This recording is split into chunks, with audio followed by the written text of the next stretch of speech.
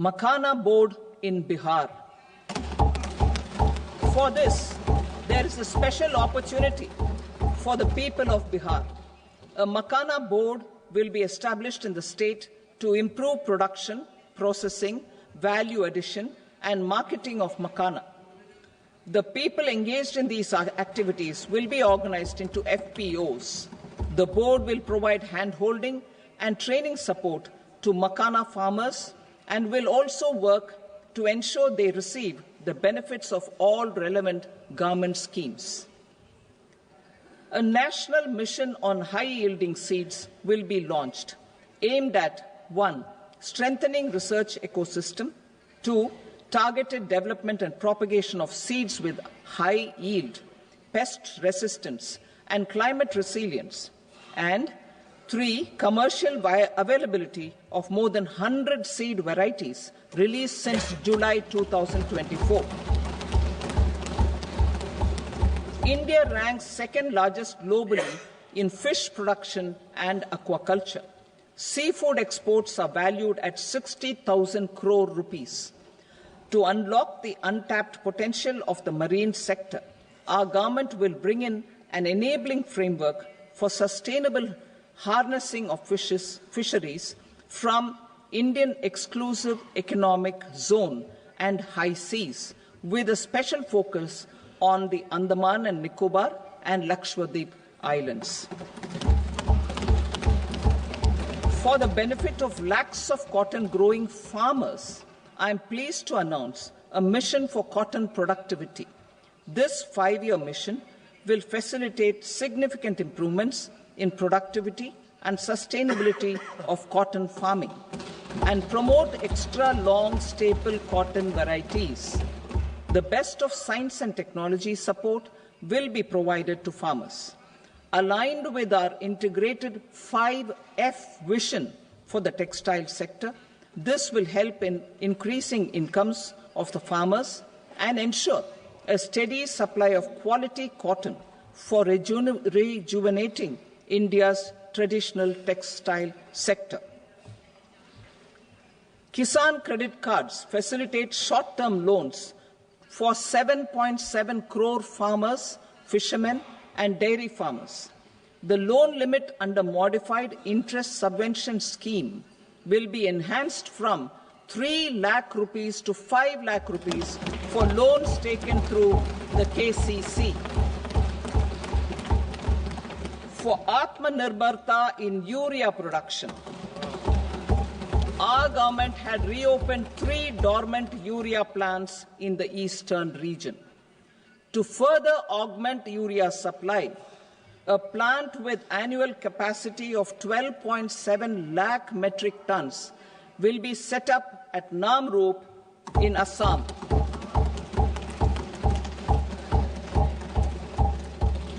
India Post, with 1.5 lakh rural post offices, complemented by the India Post Payment Bank and a vast network of 2.4 lakh Dak Sevaks, will be repositioned to act as a catalyst for the rural economy.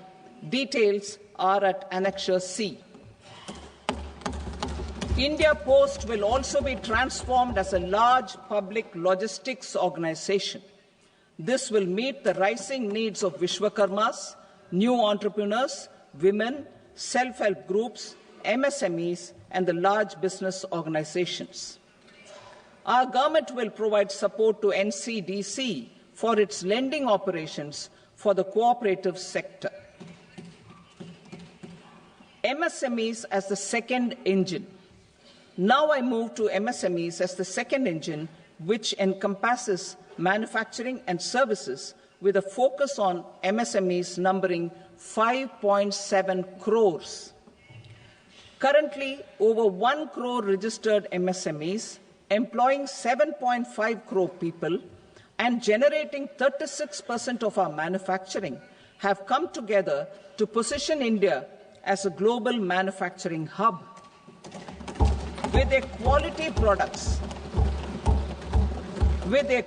products, these MSMEs are responsible for 45% of our exports. to help them achieve higher efficiencies of scale, technological upgradation, and better access to capital. The investment and turnover limits for classification of all MSMEs will be enhanced to 2.5 and 2 times respectively.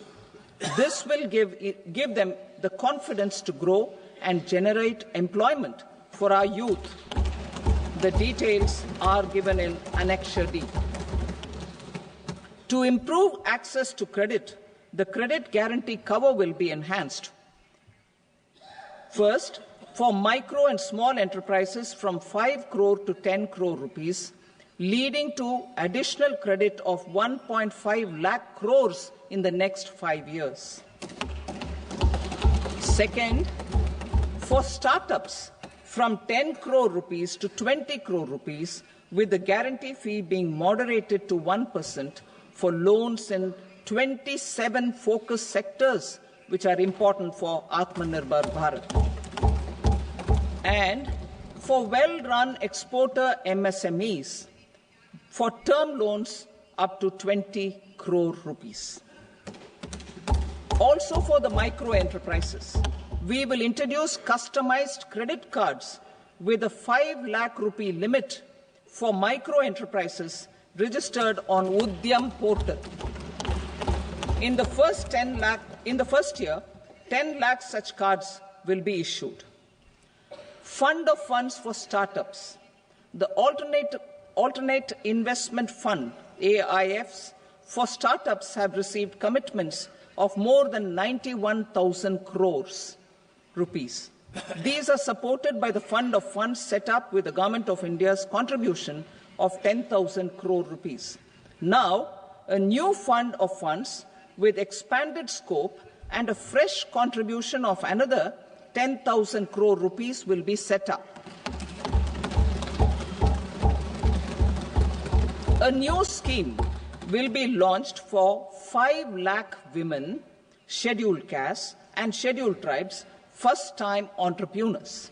This will provide term loans up to 2 crore rupees during the next 5 years. The scheme will incorporate lessons from the successful Stand Up India scheme. Online capacity building for entrepreneurship and managerial skills will also be organized. Measures for labor-intensive sectors. To promote employment and entrepreneurship opportunities in labor-intensive sectors, our government will undertake specific policy and facilitation measures. To enhance the productivity, quality, and competitiveness of India's footwear and leather sector, a focused product scheme will be implemented. The scheme will support design capacity, component manufacturing, and machinery required for production of non-leather quality footwear, besides the support for leather footwear and products. The scheme is expected to facilitate employment for 22 lakh persons, generate over 4 lakh crore rupees, and exports of over 1.1 lakh crore rupees. Measures for the toys sector. Building on the National Action Plan for Toys, we will implement a scheme to make India a global hub for toys. The scheme will focus on development of clusters, skills, and a manufacturing ecosystem that will create high-quality, unique, innovative, and sustainable toys that will represent the Made in India brand. Support for food processing. In line with our commitment towards Purvodaya, we will establish a National Institute of Food Technology, Entrepreneurship and Management in Bihar. The institute will provide a strong fillip to food processing activities in the entire eastern region. This will result in 1. Enhanced income for the farmers through value addition to their produce, and 2. Skilling entrepreneurship and employment opportunities for the youth. Manufacturing mission, furthering Make in India.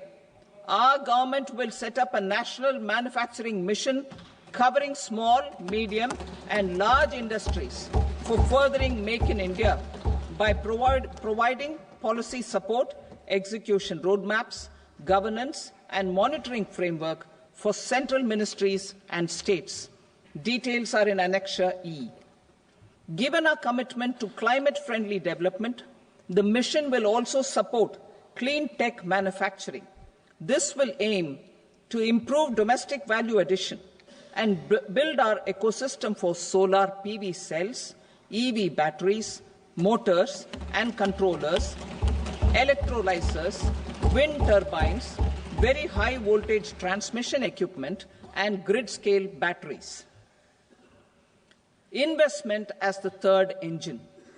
Now I move to investment as the third engine, which encompasses investing in people, investing in the economy, and investing in innovation. Investing in people. Saksham Anganwadi and Poshan 2.0. Saksham Anganwadi and Poshan 2.0 program provides nutritional support to more than 8 crore children, 1 crore pregnant women and lactating mothers all over the country, and about 20 lakh adolescent girls in aspirational districts and the Northeast region. The cost norms for these nutritional support will be enhanced appropriately. Atal Tinkering Labs. 50,000 Atal Tinkering Labs will be set up in government schools in the next 5 years to cultivate the spirit of curiosity and innovation and foster a scientific temper among young minds. Broadband connectivity to government secondary schools and PHCs. Broadband connectivity will be provided to all government secondary schools and primary health centers in rural areas under the BharatNet project. Bharatiya Bhasha Pustak Scheme. We propose to implement a Bharatiya Bhasha Pustak scheme to provide digital form Indian language books for schools and for higher education. This aims to help students understand their subjects better and in their language. National Centers of Excellence for Skilling.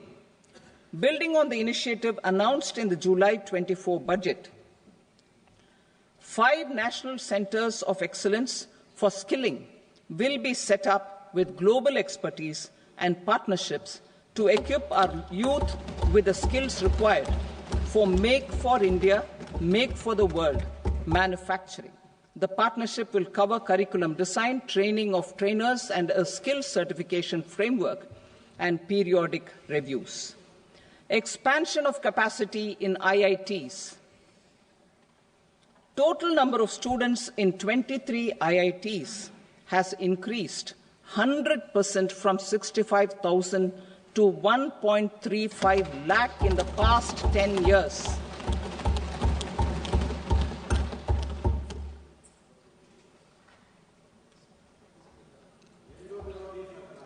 Additional infrastructure will be created in the 5 IITs started after 2014 to facilitate education for 6,500 more students. Hostel and other infrastructure capacity at IIT Patna will also be expanded.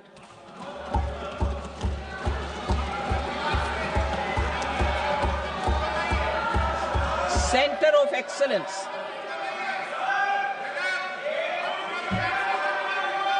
Center of Excellence in AI for Education. I had announced 3 centers of excellence in artificial intelligence for agriculture, health, and sustainable cities in 2023. Now a center of excellence in artificial intelligence for education will be set up with a total outlay of 500 crores. Expansion of medical education. Our government has added almost 1.1 lakh undergraduate and postgraduate medical education seats in 10 years, an increase of 130%. In the next year, 10,000 additional seats will be added in medical colleges and hospitals towards the goal of adding 75,000 seats in the next 5 years. Daycare cancer centers in all district hospitals. Our government will facilitate setting up of daycare cancer centers in all district hospitals in the next 3 years. 200 centers will be established in 25-26 itself. Strengthening urban livelihoods. Our government has been giving priority to assisting urban poor and vulnerable groups.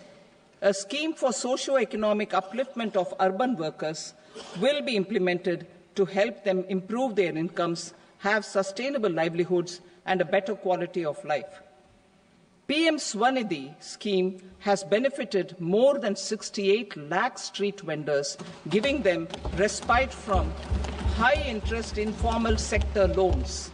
Building on this success, the scheme will be revamped with enhanced loans from banks, UPI-linked credit cards with 30,000 rupees limit, and capacity building support. Social Security Scheme for welfare of online platform workers. Gig workers of online platforms provide great dynamism to the new age services economy. Recognizing their contribution, our government will arrange for their identity cards and registration on the e-Shram portal. They will be provided health care under PM Jan Arogya Yojana. This measure is likely to assist nearly 1 crore gig workers.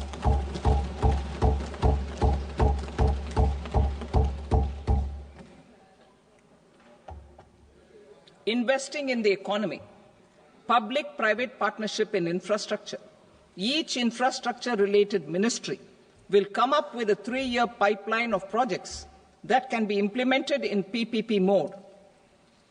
States will also be encouraged to do so and can seek support from the India Infrastructure Project Development Fund, which is a scheme to prepare PPP proposals.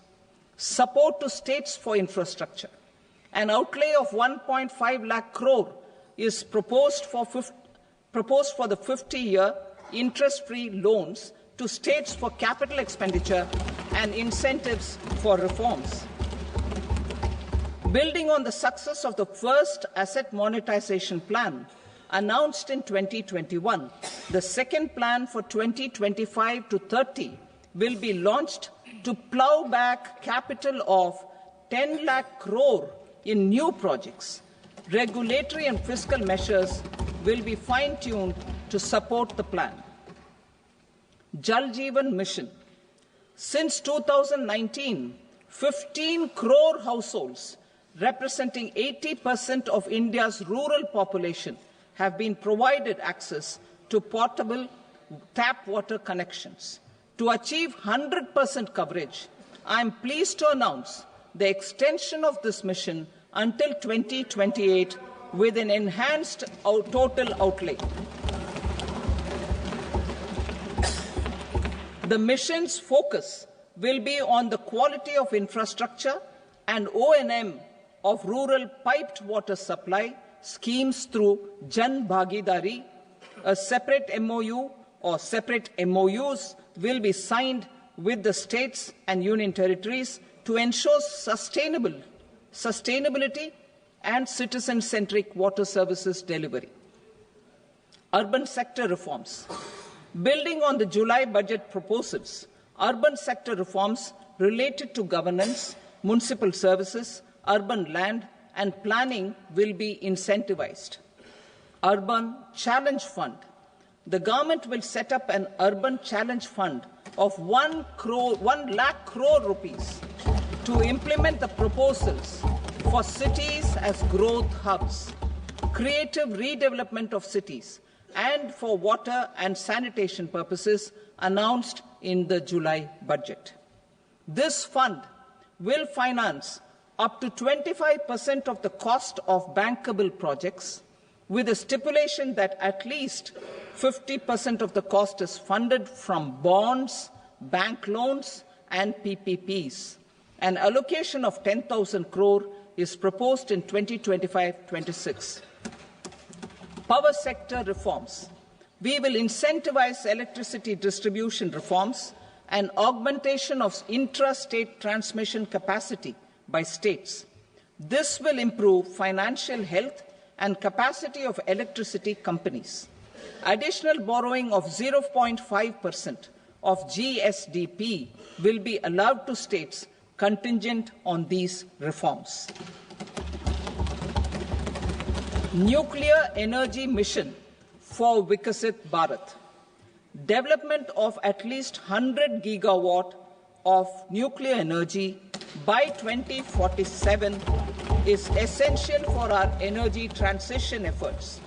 For an active partnership with the private sector towards this goal, amendments to the Atomic Energy Act and the Civil Liability for Nuclear Damage Act will be taken up. A nuclear energy mission for research and development of small modular reactors with an outlay of 20,000 crore will be set up. At least 5 indigenously developed small modular reactors will be operationalized by 2033. Shipbuilding. The shipbuilding financial assistance policy will be revamped to address cost disadvantages. This will also include credit notes for shipbreaking in Indian yards to promote the circular economy. Large ships above a specified size will be included in the infrastructure harmonized master list. Shipbuilding clusters will be facilitated to increase the range, categories, and capacity of ships. This will include additional infrastructure, facilities, skilling, and technology to develop the entire ecosystem. Maritime Development Fund. For long-term financing for the maritime industry, a Maritime Development Fund with a corpus of 25,000 crore rupees will be set up. This will be for distributed support and promoting competition. This will have up to 49% contribution by the government, and the balance will be mobilized from ports and from private sector. UDAN regional connectivity schemes. UDAN has enabled 1.5 crore middle-class people to meet their aspirations for speedier travel. The scheme has connected 88 airports, and operationalized 619 routes. Inspired by that success, a modified UDAN scheme will be launched to enhance regional connectivity to 120 new destinations and carry 4 crore passengers in the next 10 years. 4 crore additional passengers in the next 10 years. The scheme will also support helipads and smaller airports in hilly, aspirational, and northeast regional districts. Greenfield airports will be facilitated in Bihar to meet the future needs of the state. These will be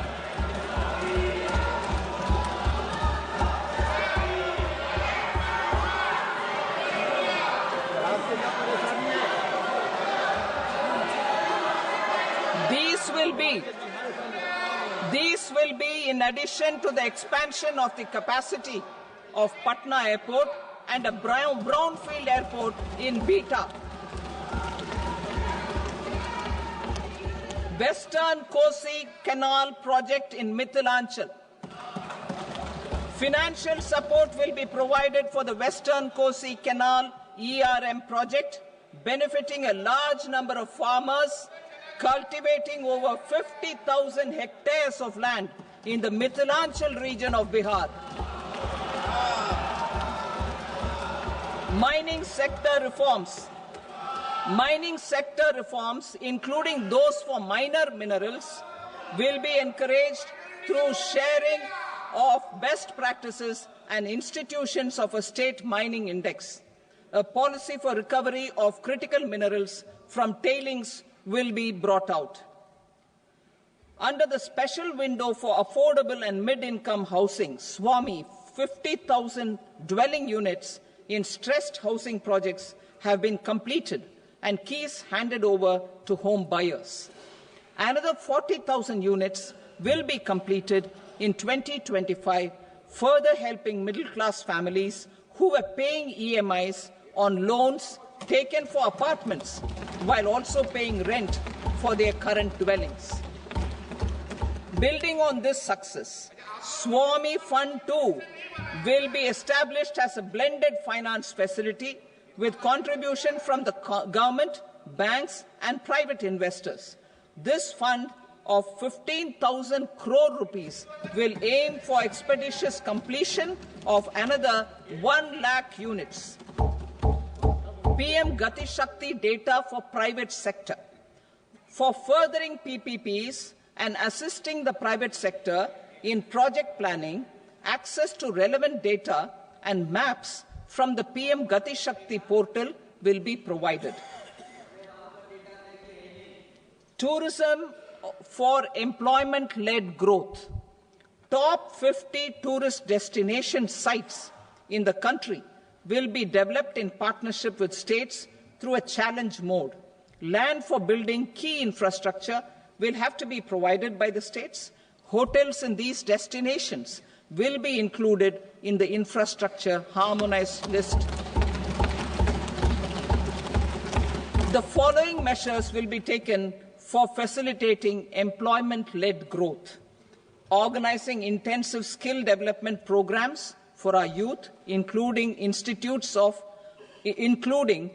institutes of hospitality management, providing mudra loans for homestays, improving ease of travel and connectivity to tourist destinations, providing performance-linked incentives to states for effective destination management, including tourist amenities, cleanliness, and marketing efforts, and introducing streamlined e-visa facilities along with visa fee waivers for certain tourist groups.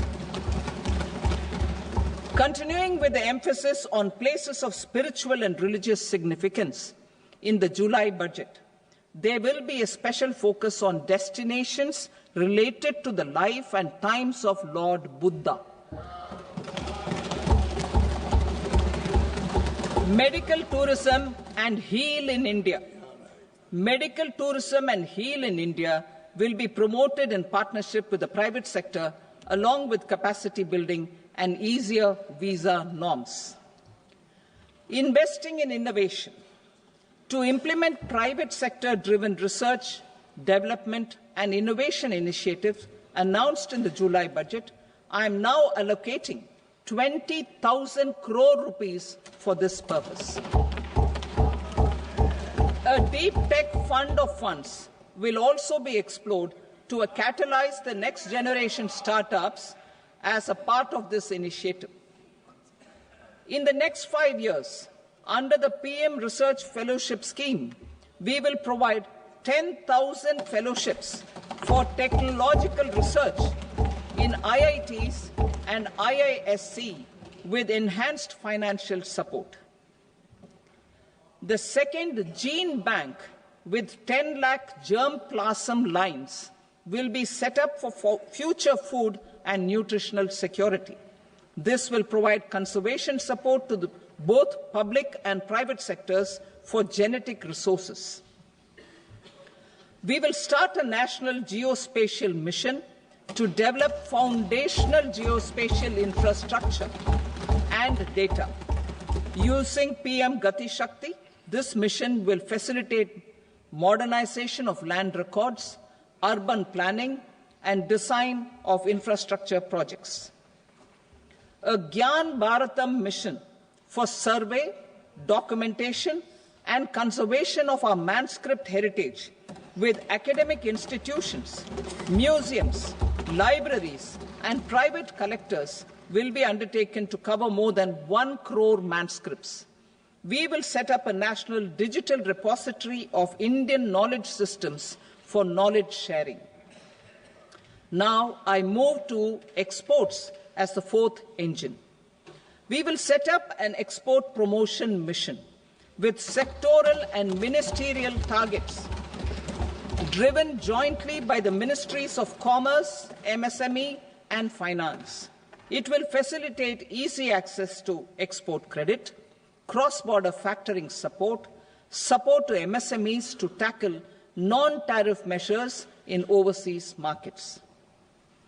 A digital public infrastructure, Bharat Trade Net, for international trade will be set up as a unified platform for trade documentation and financing solutions. This will complement the Unified Logistics Interface platform. The BTN will be aligned with international practices. Support will be provided to develop domestic manufacturing capacities for our economy's integration with global supply chains. Sectors will be identified based on objective criteria. Facilitation groups with participation of senior officers and industry representatives will be formed for select products and supply chains. Through this, there are huge opportunities related to Industry 4.0, which needs high skills and talent. Our youth have both. Our government will support the domestic electronic equipment industry to leverage this opportunity for the benefit of our youth. A national framework will be formulated as guidance to states for promoting global capability centers in emerging Tier 2 cities. This will suggest measures for enhancing availability of talent and infrastructure, building bylaw reforms, and mechanisms for collaboration with industry. Our government will facilitate upgradation of infrastructure and warehousing for air cargo, including high-value perishable horticultural produce.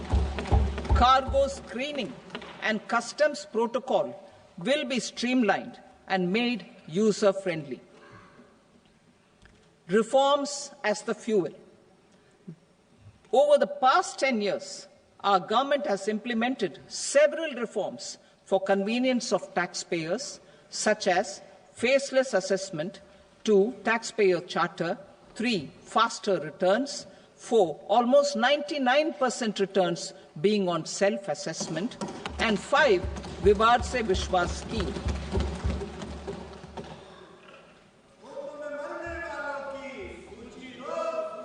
Continuing these efforts, I reaffirm the commitment of the Tax Department to trust first, scrutinize later. I also propose to introduce the new income tax bill next week. I will detail the indirect tax reforms and changes in direct taxes in Part B. Financial sector reforms. The FDI limit for the insurance sector will be raised from 74 to 100%. This enhanced limit will be available for those companies which invest the entire premium in India. The current guardrails and conditionalities associated with foreign investment will be reviewed and simplified. The services of India Post Payment Bank will be deepened and expanded in rural areas. NABFID will set up a partial credit enhancement facility for corporate bonds for infrastructure. Public sector banks will develop Grameen Credit Score framework to serve the credit needs of SHG members and people in rural areas. A forum for regulatory coordination and development of pension products will be set up. To implement the earlier announcement on simplifying the KYC processes, The revamped central KYC registry will be rolled out in 2025. We will also implement a streamlined system for periodic updating.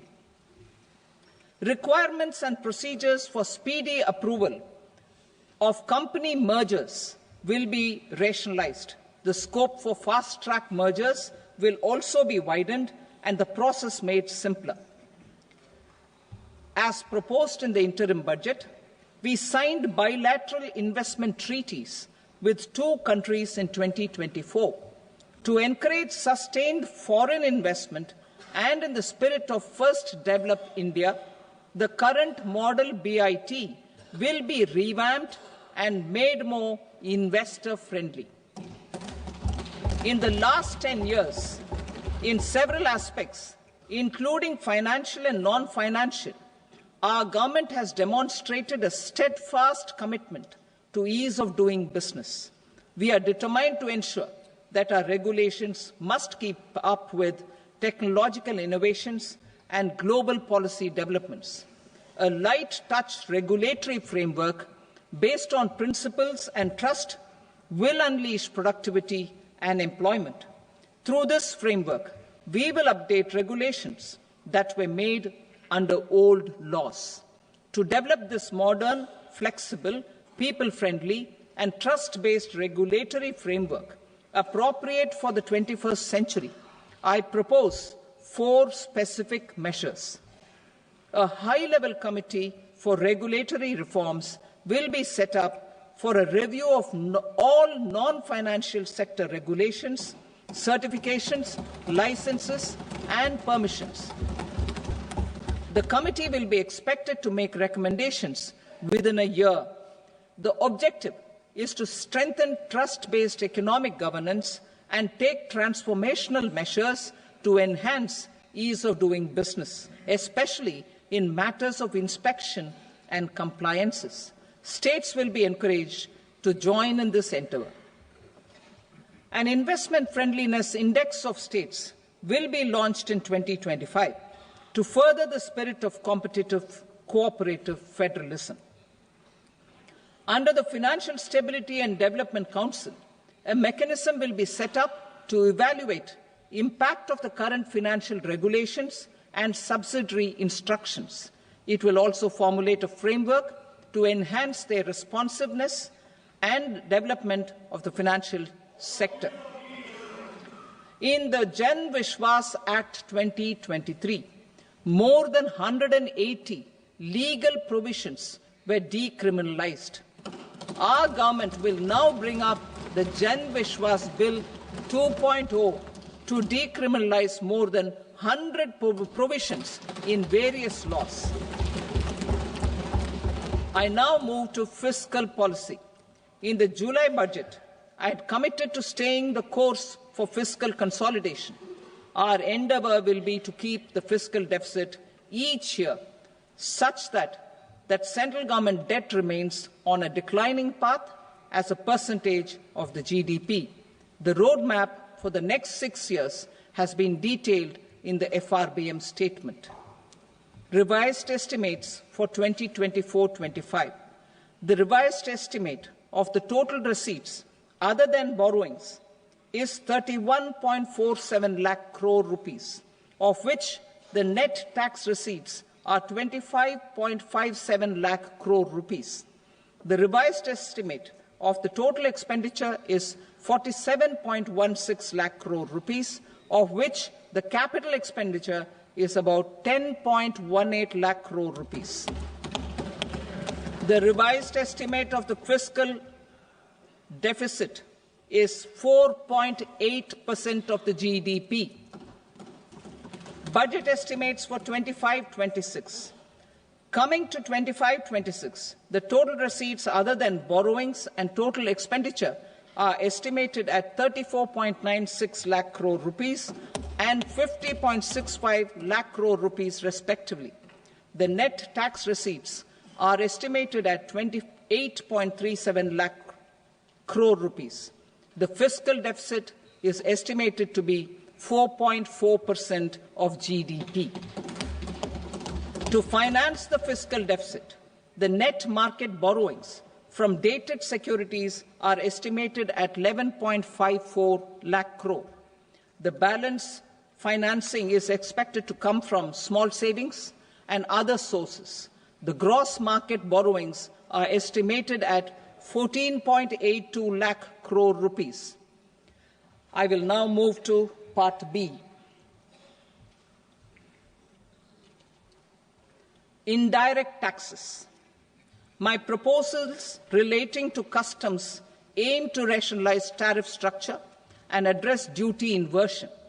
These will also support domestic manufacturing and value addition, promote exports, facilitate trade, and provide relief to common people.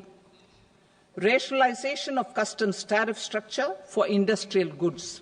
As a part of comprehensive review of customs rate structure announced in July 2024 budget, I propose to 1. Remove 7 tariff rates. This is over and above the 7 tariff rates removed in 23-24 budget. After this, there will be only 8 remaining tariff rates, including 0 rate. 2. Apply appropriate cess to broadly maintain effective duty incidence, except on a few items where such incidence will reduce marginally. 3. Levy not more than 1 cess or surcharge. Therefore, I propose to exempt social welfare surcharge on 82 tariff lines that are subject to a cess. I shall now take up sector-specific proposals. To provide relief to patients, particularly those suffering from cancer, rare diseases, and other severe chronic diseases, I propose to add 36 life-saving drugs and medicines to the list of medicines fully exempted from basic custom duty.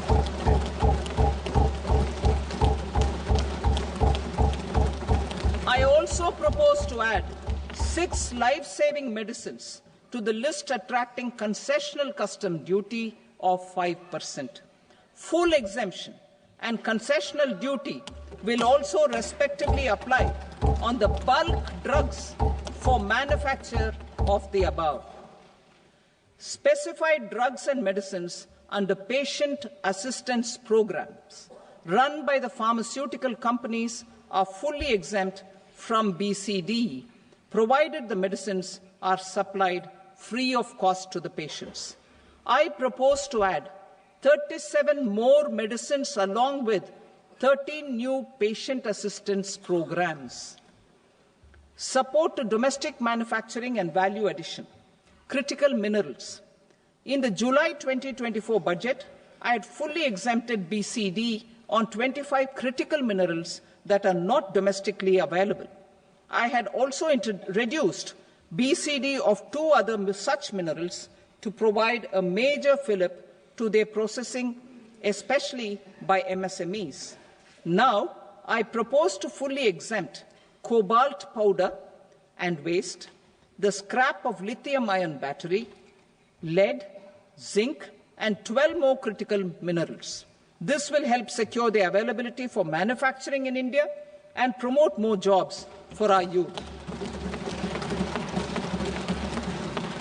To promote domestic production of technical textile products such as agro-textiles, medical textiles, and geotextiles at competitive prices, I propose to add 2 more types of shuttle-less looms to the list of fully exempted textile machinery.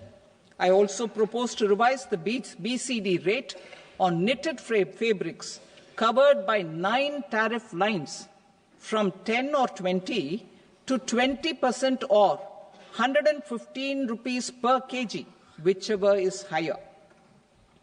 Electronic goods. In line with our Make in India policy and to rectify inverted duty structure, I propose to increase the BCD on interactive flat panel display from 10% to 20% and reduce the BCD to 5% on open cell and other components.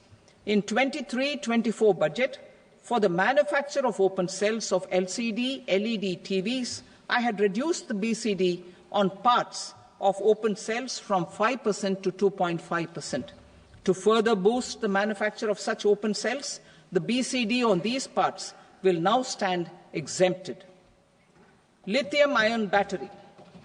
To the list of exempted capital goods, I propose to add 35 additional capital goods for EV battery manufacturing and 28 additional capital goods for mobile phone battery manufacturing. This will boost domestic manufacture of lithium-ion batteries, both for mobile phones and for electric vehicles. Shipping sector.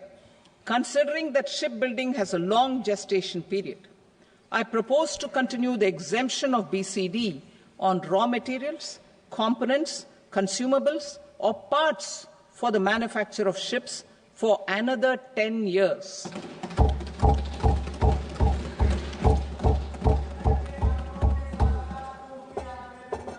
I also propose the same dispensation for shipbreaking to make it more competitive. Telecommunication. To prevent classification disputes, I propose to reduce the BCD from 20% to 10% on carrier-grade Ethernet switches to make it at par with non-carrier-grade Ethernet switches. Export promotion. To facilitate exports of handicrafts, I propose to extend the time period for export from 6 months to 1 year, further extendable by another 3 months if required. I also propose to add 9 items to the list of duty-free inputs. Leather sector. I propose to fully exempt BCD on wet blue leather to facilitate imports for domestic value addition and employment. I also propose to exempt crust leather from 20% export duty to facilitate exports by small tanners. Marine products. To enhance India's competitiveness in the global seafood market, I propose to reduce BCD from 30% to 5% on frozen fish paste, surimi, for manufacture and export of its analog products. I also propose to reduce BCD from 15% to 5% on fish hydrolysates for manufacture of fish and shrimp feed. In July 2024 budget, to promote development of domestic MROs for aircraft and ships, I had extended the time limit for export of foreign origin goods that were imported for repairs from 6 months to 1 year and further extendable by 1 year. I now propose to extend the same dispensation for railway goods. Time limit for provisional assessment. Presently, the Customs Act 1962 does not provide any time limit to finalize provisional assessments, leading to uncertainty and cost to trade. As a measure of promoting ease of doing business, I propose to fix a time limit of 2 years, extendable by a year, for finalizing the provisional assessment. I propose to introduce a new provision that will enable importers or exporters, after clearance of goods, to voluntarily declare material facts and pay duty with interest but without penalty. This will incentivize voluntary compliance. However, this will not apply in cases where department has already initiated audit or investigation proceedings. For industry to better plan their imports, I propose to extend the time limit for the end use of imported inputs in the relevant rules from 6 months to 1 year. This will provide operational flexibility in view of cost and uncertainty of supply. Further, such importers will now have to file only quarterly statements instead of a monthly statement.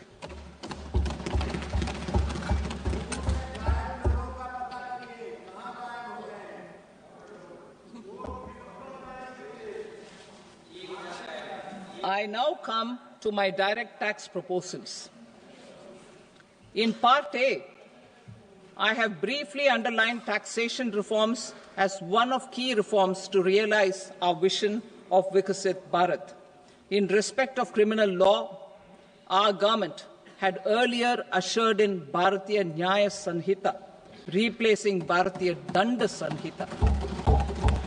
I am happy to inform this august House and the country that for new income tax bill will carry forward the same spirit of Nyaya in its drafting as well.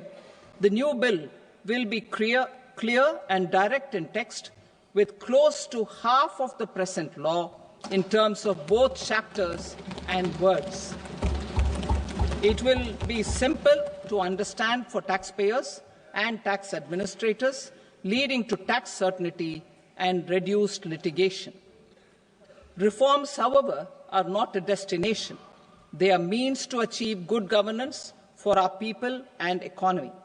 Providing good governance primarily involves being responsive.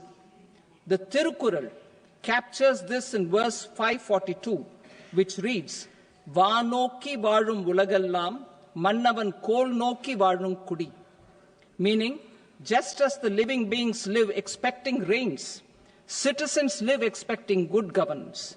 Our government is committed to keeping an ear to the ground and a finger on the pulse and responding while balancing our national building efforts.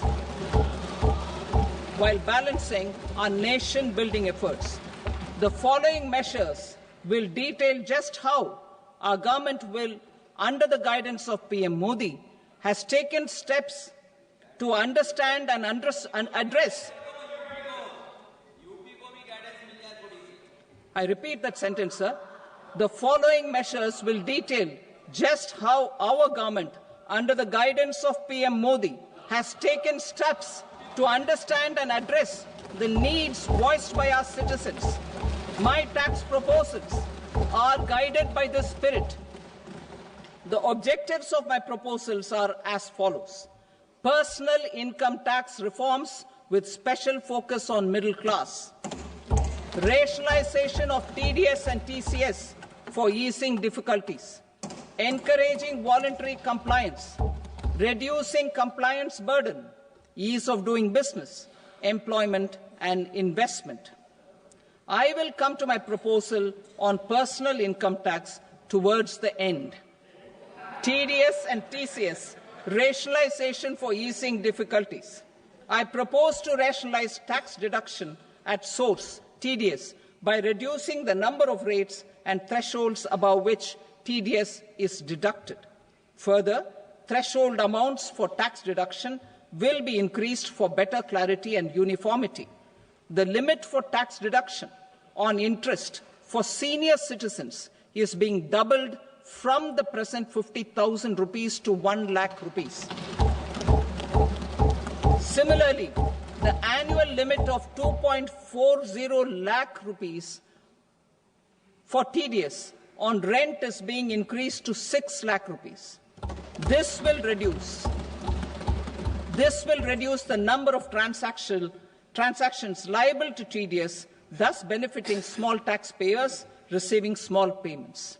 The threshold to collect tax at source, the TCS, on remittances under RBI's liberalized remittance scheme, the LRS, is proposed to be increased from 7 lakh to 10 lakhs. I also propose to remove TCS on remittances for education purposes, where such remittances is out of a loan taken from a specified financial institution. Both TDS and TCS are being applied on any transaction related to sale of goods. To prevent such compliance difficulties, I propose to omit the TCS. I also propose that the provisions of the higher TDS deduction will now apply only in non-PAN cases. In July 2024, the delay for payment of TDS up to the due date of filing statement was decriminalized. I propose to provide the same relaxation to TCS provisions as well. The government under the leadership of Prime Minister Modi believes in Sabka Saath, Sabka Vikas, Sabka Vishwas and Sabka Prayas. In line with this, we brought in updated return facility in 2022 for voluntary compliance by taxpayers who had omitted to report their correct income. Our trust in taxpayers was proved right. Nearly 90 lakh taxpayers voluntarily updated their incomes by paying additional tax.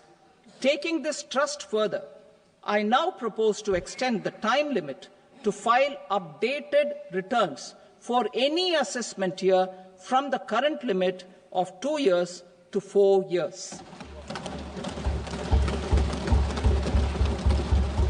I propose to reduce the compliance burden for small charitable trusts and institutions by increasing their period of registration from 5 years to 10 years.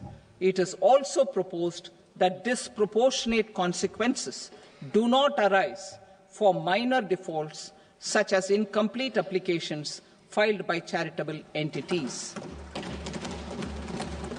Presently, taxpayers can claim the annual value of self-occupied properties as nil only on the fulfillment of certain conditions. Considering the difficulties faced by taxpayers, it is proposed to allow the benefit of 2 such self-occupied properties without any condition. To streamline the process of transfer pricing and to provide an alternative to yearly examination, I propose to introduce a scheme for determining arm's length price of international transaction for a block period of 3 years. This will be in line with global best practices. With a view to reduce litigation and provide certainty in international taxation, the scope of safe harbor rules is being expanded. A number of senior and very senior citizens have very old national savings schemes accounts. As interest is no longer payable on such accounts, I propose to exempt withdrawals made from NSS by individuals on or after 29th August 2024. I am also proposing to allow similar treatment to NPS Vatsalya accounts as is available to normal NPS accounts subject to overall limits. In my speech in July 2024, I had promised that all processes, including giving effect to appellate orders, shall be digitalized and made paperless over the next 2 years. So I'm happy to announce that digitalization is being made operational now. In July 2024, we brought in the Vivad Se Vishwas scheme to resolve income tax disputes pending in appeal. The scheme has received a great response, with nearly 33,000 taxpayers having availed of the scheme to settle their disputes. I have a few proposals to promote investment and employment. It is proposed to provide a presumptive taxation regime for non-residents who provide services to a resident company that is establishing or operating an electronics manufacturing facility. I further propose to introduce a safe harbor for tax certainty for non-residents who store components for supply to specified electronics manufacturing units. Presently, the tonnage tax scheme is available only to sea-going ships. The benefits of existing tonnage tax scheme are proposed to be extended to inland vessels registered under the Indian Vessels Act 2021 to promote inland water transport in the country. Extension for incorporation of startups. We continue to support the Indian startup ecosystem. I propose to extend the period of incorporation by 5 years to allow the benefit available to startups which are incorporated before 1/4/2030. In order to attract and promote additional activities in the IFSC, I am inter alia proposing specific benefits to ship leasing units insurance offices, and treasury centres of global companies which are set up in IFSC. Further, to claim benefits, the cut-off date for commencement in IFSC has also been extended by 5 years to 31/3/2030. Category 1 and Category 2 AIFs are undertaking investments in infrastructure and other such sectors. I propose to provide certainty of taxation to these entities on the gains from securities, to promote funding from sovereign wealth funds and pension funds to the infrastructure sector. I propose to extend the date of making an investment by 5 more years up to 31st March 2030.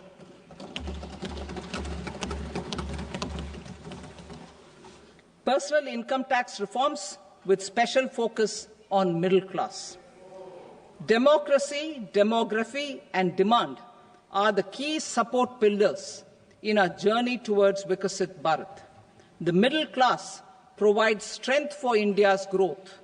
This government, under the leadership of Prime Minister Modi, has always believed in the admirable energy and ability of the middle class in nation building.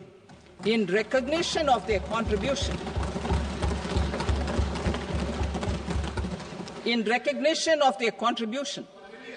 we have periodically reduced their tax burden. Right after 2014, the nil tax slab was raised to 2.5 lakhs of rupees, which was further raised to 5 lakh rupees in 2019 and to 7 lakh rupees in 2023. This is reflective of our government's trust on the middle-class taxpayers. I am now happy to announce that there will be no income tax payable up to income of 12 lakh rupees.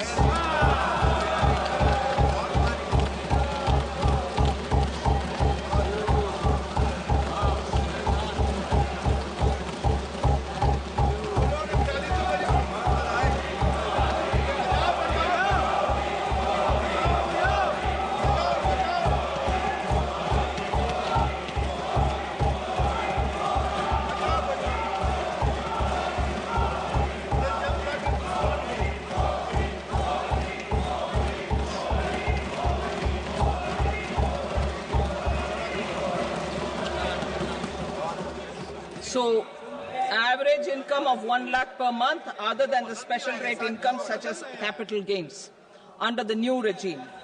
This limit will be 12.75 lakh for salaried taxpayers due to the standard deduction of 75,000. Slabs and rates are being changed across the board to benefit all taxpayers. The new structure will substantially reduce the taxes of the middle class and leave more money in their hands, boosting household consumption, savings, and investment.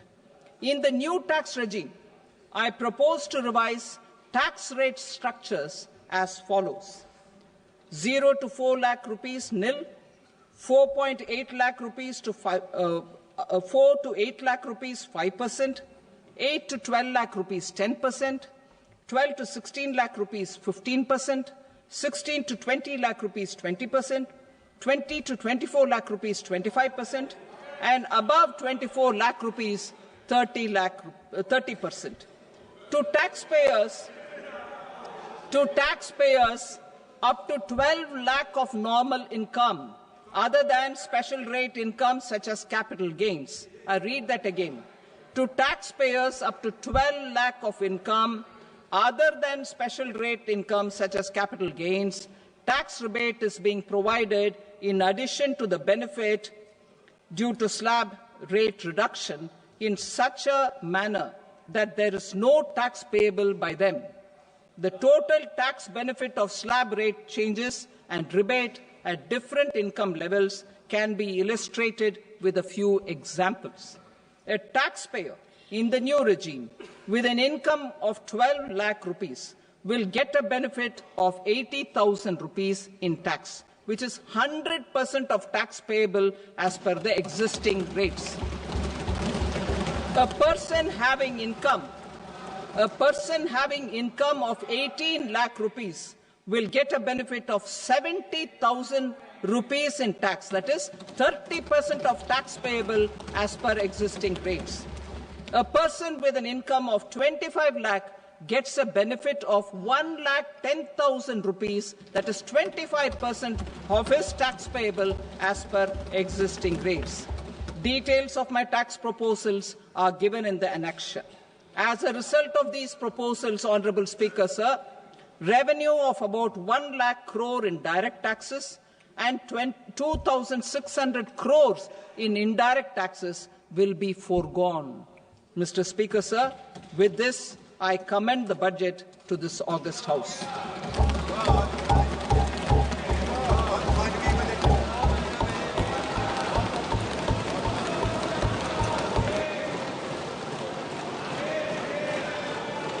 Item number 2, Srimati Nirmala Sitharaman.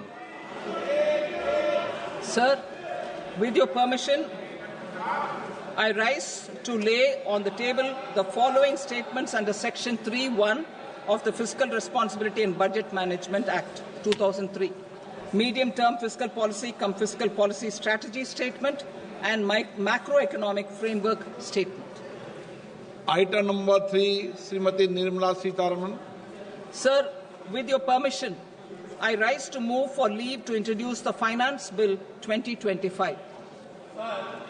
प्रश्न ये है कि विधेयक को पुनर्स्थापित करने की अनुमति प्रदान की जाए।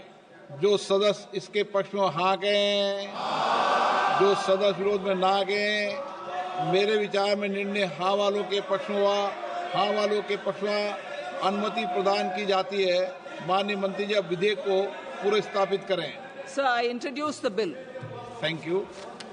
सभा की कार्रवाई सोमवार दिनांक 3 फरवरी 2025 को प्राप्त 11 बजे तक के लिए स्थगित की जाती है।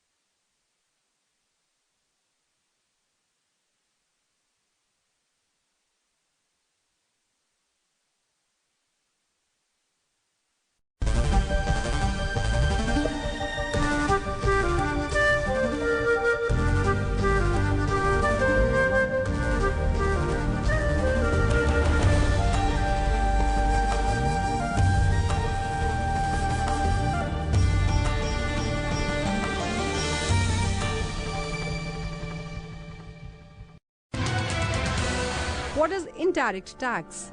In the case of indirect tax, the burden of tax can be shifted by the taxpayer to someone else. Indirect tax has the effect of raising the price of the products on which they are imposed. Customs duty, central excise, service tax and value-added tax are examples of indirect tax.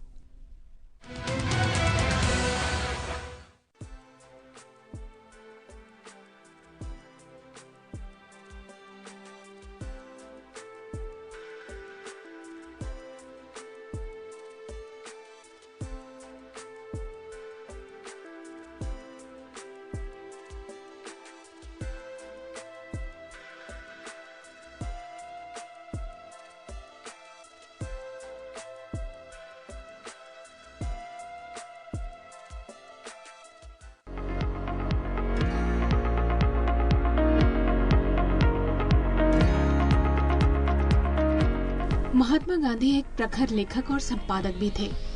उनके विचार जन जन तक पहुंचाने में पत्र पत्रिकाएं, diary एवं पुस्तकें एक सशक्त माध्यम बनी। संसदीय पुस्तकालय में उनके लेखन को समर्पित एक संपूर्ण अनुभाग की स्थापना 9 अगस्त 1978 को की गई, जिसे नाम दिया गया गांधीयाना। इस अनुभाग में अंग्रेजी, हिंदी एवं अन्य क्षेत्रीय भाषाओं की 5000 से ज्यादा पुस्तकें उपलब्ध हैं। यहाँ महात्मा गांधी के संपूर्ण लेखन कार्यों का संग्रह अंग्रेजी, हिंदी और गुजराती में उपलब्ध है। गांधी जी के अंत समय तक उनके साथ रहने वाली मनुबेन की पुस्तक बापू माय मदर, लुई फिशर की पुस्तक the life of Mahatma Gandhi इस संग्रह का हिस्सा है। यह अनुभाग महात्मा गांधी के कार्यों, उनकी जिंदगी, उनके लेखन के बारे में गहराई से अध्ययन करने वाले सांसदों, शोधार्थियों के लिए एक महत्वपूर्ण हिस्सा है।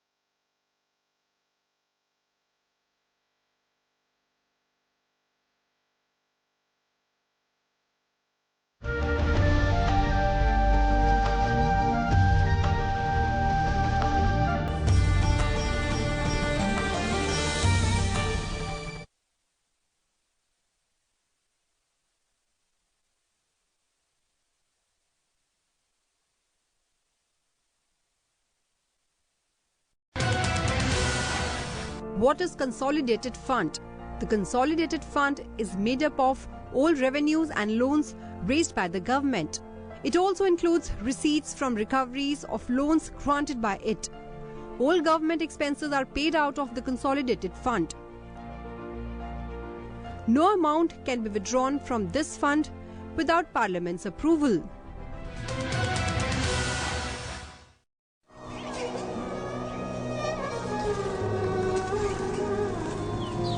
भारतीय सनातन संस्कृति का महाआयोजन महाकुंभ इस बार मात्र आध्यात्मिक, सांस्कृतिक, आस्था व श्रद्धा को ही समर्पित नहीं होगा।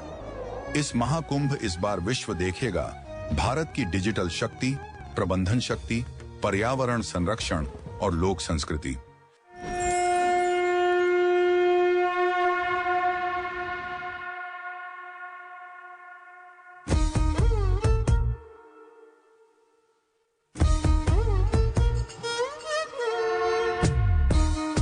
डिजिटल शक्ति से लैस महाकुंभ में यात्रियों के लिए है डिजिटल सहायक, जो 10 विभिन्न भाषाओं में Mahakumbh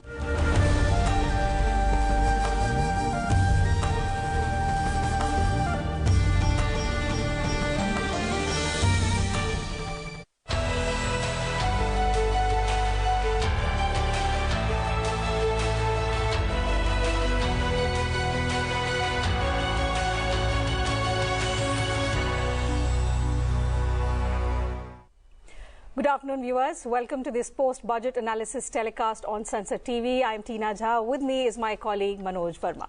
So, Finance Minister Nirmala Sitharaman has presented the Union Budget for the year 2025-26 in Parliament, which was her 8th consecutive budget presentation, and in which she outlined the core priorities of Budget 2025, emphasizing 5 key objectives, which are driving economic growth, ensuring inclusive development, boosting private sector investment, strengthening household consumption, enhancing the spending power of India's expanding middle class. The Finance Minister said this budget aims at transformative reforms in 6 areas, which include taxation, financial sector, the power sector, urban development, mining and regulatory reforms. Also aiming to stimulate economic expansion, enhance infrastructure, improve governance and promote sustainable development across multiple sectors. She reiterated that these remain central to the government's agenda. We'll be talking about some of these broad objectives that the government has outlined in greater detail with distinguished experts who are joining us on the program. I'm delighted to welcome in the studio Dr. Priyadarshi Dash, Associate Professor at Research and Information System for Developing Countries, New Delhi. And also joining us virtually is Professor M.K. Agarwal, Professor of Economics, Lucknow University. Manoj? जी बिल्कुल जाहिर तौर पे जिस तरह के ऐलान किए गए हैं इस वित्त बजट में उसको लेकर अपेक्षा भी थी और वित्त मंत्री जी ने जो इनकम टैक्स को लेकर 12 लाख का जो ऐलान किया वो एक तरह से बड़ा तोहफा है।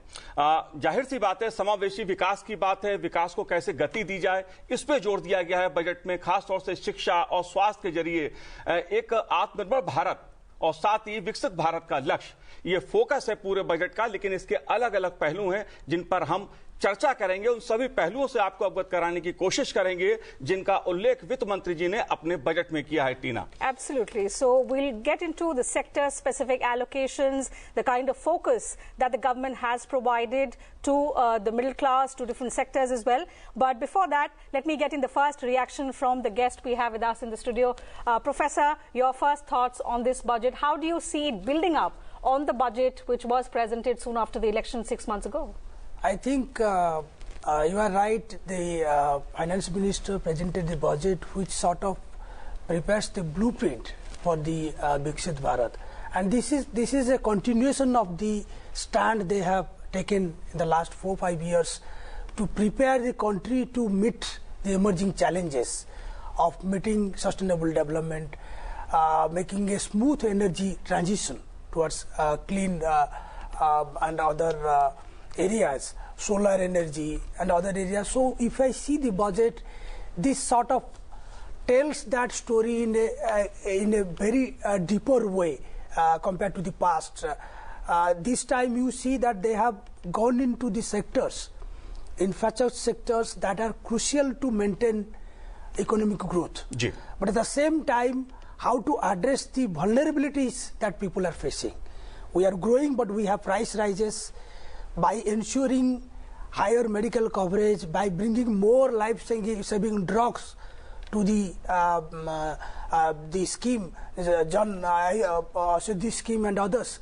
So there is a kind of blend of the growth objective with social security measures, taking into account the specific challenges faced by the manufacturing sectors, MSME sectors. So overall, the budget is more of a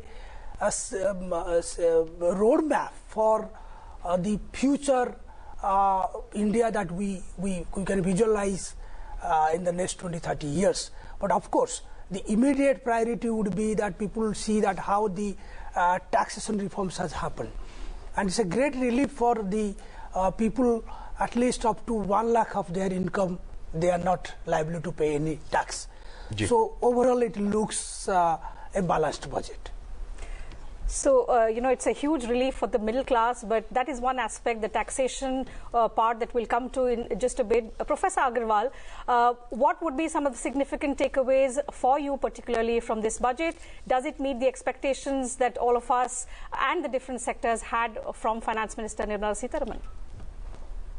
See, as far as expectation of different sectors, it is never completed, but whatever we discussed and whatever we aspired for the, taking the economy forward at very high pace, while taking all on board, that is the inclusive growth strategy and pushing the economy forward, we believe that whatever we discussed in the morning, that came true.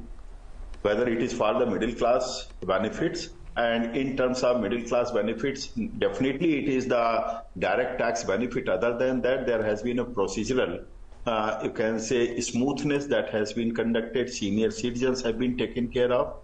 Besides, if you are looking at the things through this, what has Nirmala Sitharaman has done is that is linking it with the growth strategy.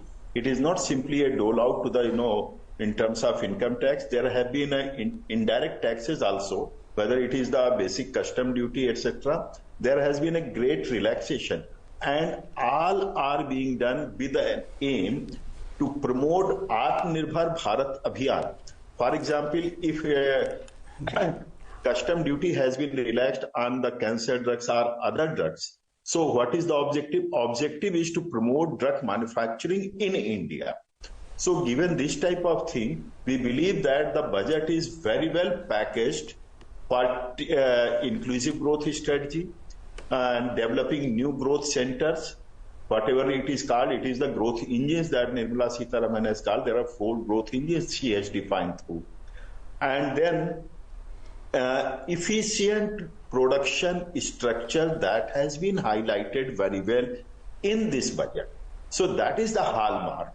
And it is in continuity with the earlier budget, whether it is for the 24-25 or even earlier budget, or it is linked with the next 5 to 10 budgets. You will find that it is the base or the ground for the next 5 to 10 budgets. You can read out what is going to come for the next few budgets. So I believe it is highly growth centric, highly it is equity oriented, and highly it is for the new growth momentum to be generated in the economy. So I believe it is a great source of inspiration for the further budgets. जी बिल्कुल, देश की अर्थव्यवस्था को गति देने वाला budget है और जैसा निर्मला सीतारमण जी ने अपने बजट में कहा कि समावेशी विकास को गति देगा ये बजट, सबका ख्याल रखा गया है इस बजट में। एक तरह से कहा जाए कि सभी वर्गों को कुछ ना कुछ देने का कोशिश की है निर्मला जी ने। मैं प्रोफेसर साहब आपसे जानना चाहूंगा, क्योंकि बात हम और